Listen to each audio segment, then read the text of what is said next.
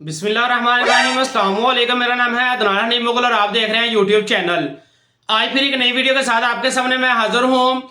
आज की इस वीडियो के अंदर मैं आप लोगों को बताऊंगा कि अगर आप अपने कंप्यूटर के अंदर या लैपटॉप के अंदर जो है ना वो उर्दू लिखना चाहते हैं तो वो आप कैसे लिख सकते हैं, मुकम्मल डिटेल के साथ जो है ना वो कंप्यूटर की स्क्रीन पर वहां पर जाकर डिटेल के साथ मैं आपको गाइड करता हूं, लिख सकते हैं।